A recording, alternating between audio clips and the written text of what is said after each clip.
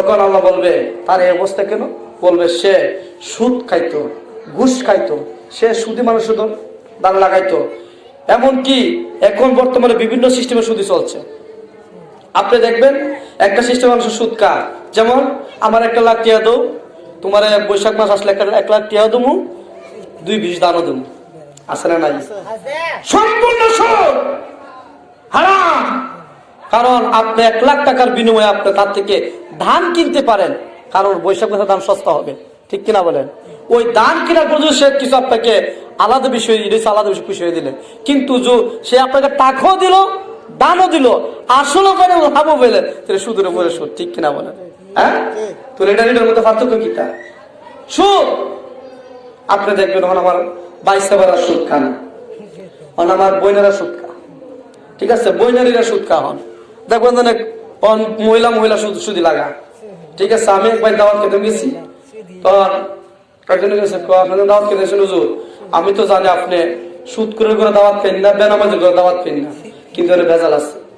আমি কই কিতাব কস না, কই বিড়ি সুদ খা, বিড়ি সুদ খা, নাউজুবিল্লাহ কইতেন না, মহিলারা সুদ খা। কিন্তু আমার দেখায় যারা সুদী লেনদেন করেছে, যারা সুদী ব্যবসা করেছে, তাদের ছেলে মেয়ে দুনিয়াবি আল্লাহ রাস্তায় কোনো কাজে লাগে নাই, ঠিক কিনা বলেন? তাদের ছেলে মেয়ে কোনো আলেম হতে পারে নাই, কোনো ভালো শিক্ষিত হতে পারে নাই, সমাজের ভালো চেয়ারে বসতে পারে না, 1 নাম্বার। 2 নাম্বার যে তারা মরার কালে শেষ অন্তিম কালে তারা প্যারালাইসিস হয়ে মরে। এমনকি তাদের আমি এমনও দেখছি রে বাবা, আল্লাহ মাফ করুন, এমনও দেখছি সুদ করে যে মুখ দিয়ে মরার সময় সাইলাইছে আল্লাহ দুনিয়ার শাস্তিটা দেওয়া নিব, আর আখিরাতে তো আসছে, ঠিক কিনা বলে? তো অতএব এই সুদী লেনদেন আমাদের ছেড়ে দিতে হবে। কারণ হাদিসের মধ্যে এসেছে বুখারীর হাদিস, আল্লাহ রাসূল বলেছেন যারা 1 দিরহাম পরিমাণ সুদ খাইল, সে যেন তার মার সাথে 70 বার জানা করলো। কতবার? আর একটা হাদিসে 36 বার। 2টা হাদিস বলেছে, একটা বলে 70 বার, একটা 36 বার। 70 বার 36 যতবারই হোক, যে মা আপনাকে 10 মাস 10 দিন গর্ভে ধারণ করেছে, যে মা, যারা মা হয়েছে, যারা বাবা হয়েছে, তারা বুঝেন আপনার সন্তান যখন আপনার স্ত্রী গর্ভে গিয়েছে তখন স্ত্রীটা কতটুকু কষ্ট করে। সে পেট ভরে ভাত খাইতে পারে নাই, সে ঘুমাইতে পারে না, সে মাথা ঘুরায়, কত জাতের একজন গর্ভবতী মহিলার সমস্যা, এইগুলো নিজের চোখে তো দেখে এখন বুঝি মার কতটুকু কষ্ট। শুধু তাই নয়, সন্তান যদি সুস্থ হয় আলহামদুলিল্লাহ, আর শুধু অসুস্থ হয় মা সারা রাত্রে ঘুমায় না, বাবা তোর নাক দেখে ঘুমা, মা সারা রাত্র সন্তান আল্লাহ আল্লাহ করে। এইভাবে 1 দিন নয় 2 দিন নয়, সন্তান উপযুক্ত হইবার আগ পর্যন্ত মা কষ্ট করে। শুধু তাই নয়, আমি আব্দুল্লাহ এখন দরজা তো বুড়া বেটা হই, যখন সন্তান হয়ে গেছে গা, এখনো মা যখন রাত্রি 2টার সময় মাসের দিকে বাড়িতে যায়, মা এখনো ঘুমায় না। সুবহানাল্লাহ। যেই জন্মদাত মা 10 মাস 10 দিন গর্ভে ধারণ করেছে, যেই মা নিজের বুকের তাজা রক্ত খাওয়াইয়া লালন পালন করে, যেই মা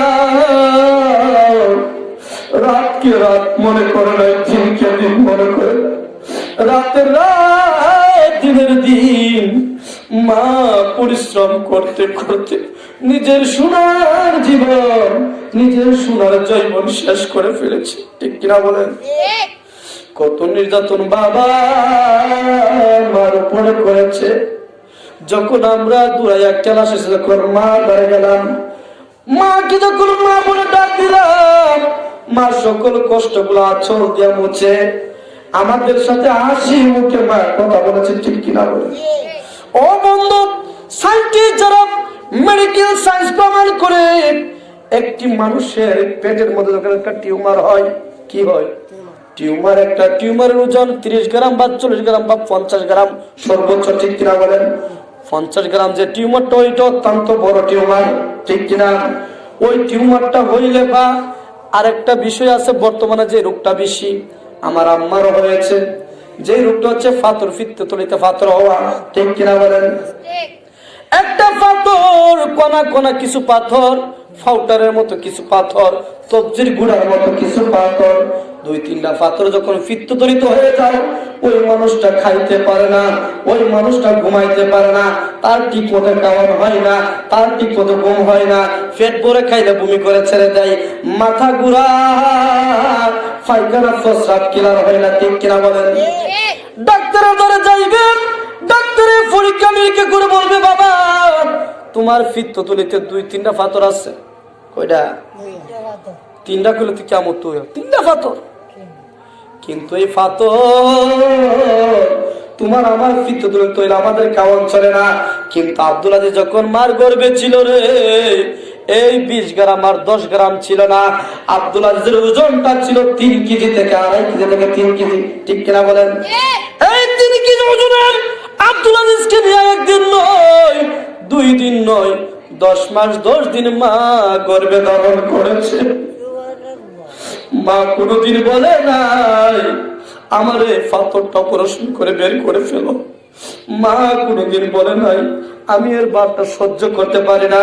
মা কোনদিন বলে নাই এর কারণে বমি করে ছেড়ে দিয়ে খাইতে পারে না। মা নিজে জেনে শুনে মা এই গর্ভ ধারণ করেছে, ঠিক কিনা বলেন? আজকে হাদিস প্রমাণ করে রে, যারা সুদ খাও, যারা সুদে লাগাও, যারা সুদ খায়, এমনকি ব্যাংকে থেকে টাকা তুইলা খাইলো সুদ, ঠিক কিনা বলেন? ব্যাংকে থেকে টাকা তুইলা খাইলো সুদ, কারণ ব্যাংকে থেকে আপনার 1 লাখ টাকা 1 লাখ টাকা দিলে নিত না, কমসে কম 10,000 টাকা বেশি দিতে হবে। এই 10,000 টাকায় সুদ দিলেন, ঠিক কিনা বলেন? এই তো সুদ হয়।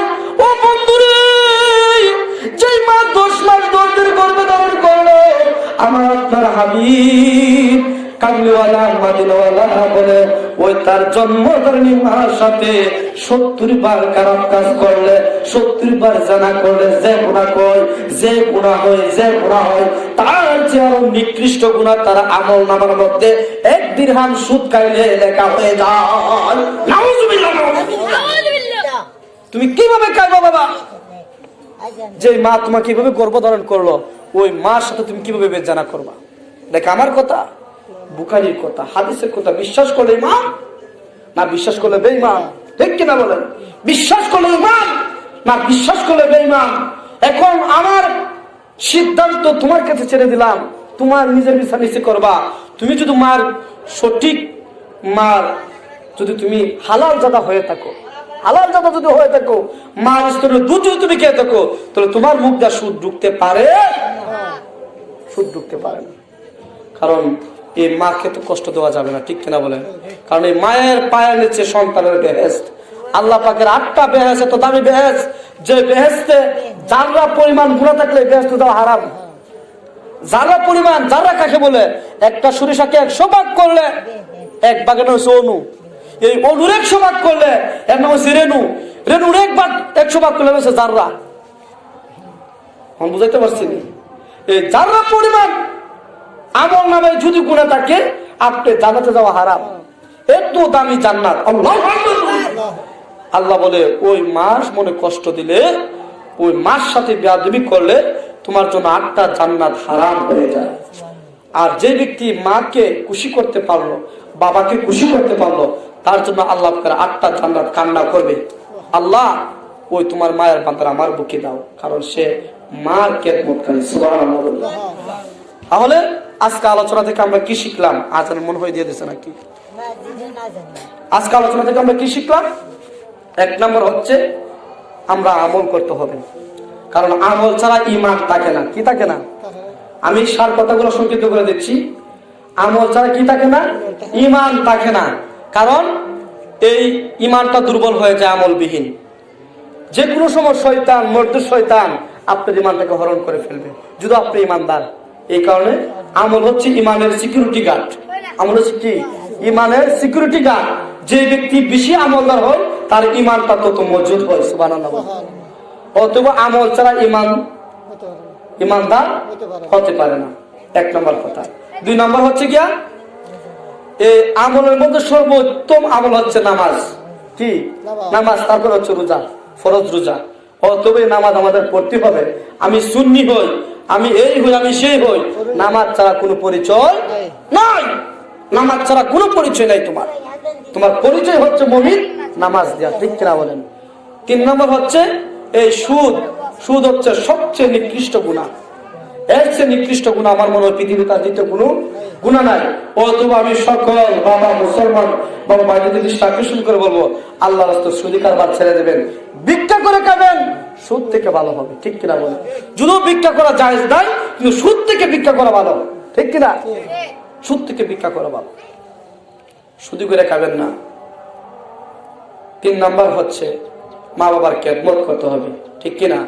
মা বাবার খেদমত ছাড়া আল্লাহ এবং রাসূলের রাজামন্দির হাসিল করা যাবে না। আল্লাহ পাক বলেছেন, হ্যাঁ আজান দিয়েছে না?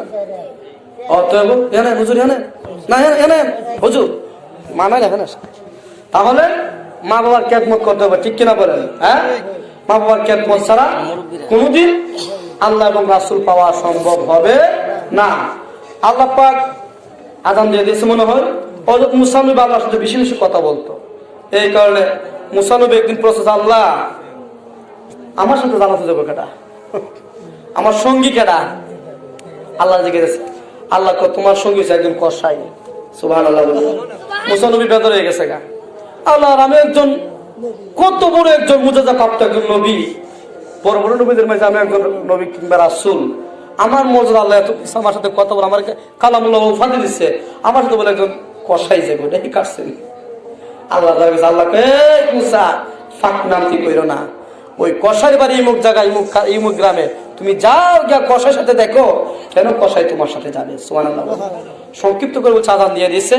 তো মুসা আলাইহিস সালাম আটটাতে ইমুক দেশে গেল, গিয়া ওই কসাইয়ের পূজা ভাড়ছে, গিয়া দেখ কসাই বুঝতে ব্যস্ত বেঁচে সন্ধ্যার সময় জন হয়েছে 2 লাখ গুস্ত, 2 লাখ কলজা, অর্থাৎ ভালো ভালো টুমাগুলো দেখিয়া বেটা বাচ্চা বাচ্চা বাচ্চা বাচ্চা বেটা গামছার মাঝে লইছে, বাঁধছে, বাইন্দা বেটা দোকান টামে আইছে, আয়া গুস্তগুলা দইছে, দইয়া চুলা মাঝে বসাইছে, ইফাদা মারে একটা জুরির মধ্যে তো রাখছে, জুরির থেকে মারা বাইর হলো, দেখা মায়ের আজ্ঞা মৃত্যু বরাই তো রাখছে, মারা নদীর মাঝে নিয়ে গোসল করাইলো। আর ফুলা ফান ইচ্ছা মতো চিল্লা দিচ্ছে, আব্বা খানা দই, এই দো সেই দো, কেউ কথা শুনে না। সুবহানাল্লাহ। নিজের জন্মদাতা সন্তান গুলা ছিল, আব্বা খানা দো, কেউ কথা ওই কষাই শুনে না। কষাই মারা লয়ে গেছে, গোসল করাইছে, আতর গোলাপ মাহাইলো, তেল তেল মাহাইলো, মাহায়া ওই চুলা থেকে মাংসের টুকরা নিলাম, রুটি বানায় মারা দিচ্ছে। সুবহানাল্লাহ। মা মাংসের টুকরা রুটি মুখে দে আর চোখের পানিগুলা ফেলতে। সুবহানাল্লাহ। চোখের পানিগুলা ফেলে, আল্লাহ এই যুগের নবীর সাথে আমার সন্তান আসন হতে হবে, এই যুগের নবীর সাথে আমার সন্তান আসন হতে হবে, আর নইলে মার ইজ্জত থাকবে না। আমি কিছুই চাই না আমার জীবনে। তুমি বলছো মার দোয়া কবুল, ওয়াকাদা রব্বুকা আল্লাহ তা'বুদু ইল্লা ইয়াহু ওয়া বিল ওয়ালিদাইনি ইহসানা। সুবহানাল্লাহ। বলে আল্লাহ বলেন একমাত্র আমার ইবাদতের পর হচ্ছে মা বাবার খেদমত। সুবহানাল্লাহ। ওই মহিলা বলে, যদি আমার দোয়া তুমি কবুল করো তাহলে আমার সন্তানকে এই যুগের নবীর সাথে আসন করতে হবে। আল্লাহ বলে, ওই বুড়ি তোর ডাক কবুল। সুবহানাল্লাহ। আল্লাহ বলে, ওই বুড়ি তোর ডাক কবুল, কারণ তোর মার চোখের পানি আমি আল্লাহ সহ্য করতে পারি না। সুবহানাল্লাহ। আল্লাহ ওই মার ডাক কবুল কইরা একটা কসাইরে মুসা নবীর সাথে আসর করাবে। এবার বুঝেন মার খেদমত করতে পারেন, ঠিক কিনা বলেন? আপনি মক্কা মদিনার ইমাম হতে পারেন, আপনি জজ হতে পারেন, ব্যারিস্টার হতে পারেন, কোটিপতি হতে পারেন, মা বাবা সন্তুষ্ট নয় সব পারি, আর আপনি রিক্সা ড্রাইভার, গাড়ি আপনি দিনমজুর, আপনার প্রতি মা বাপ খুশি, আপনার জান্নাত আল্লাহ বলে করতো না আছে। অতএব মার খেদমত দরকার আছে না নাই? মার খেদমত দরকার আছে। ওয়া আখিরি দাওয়ানা ওয়া আলহামদুলিল্লাহি রাব্বিল আলামিন। আসসালামু আলাইকুম।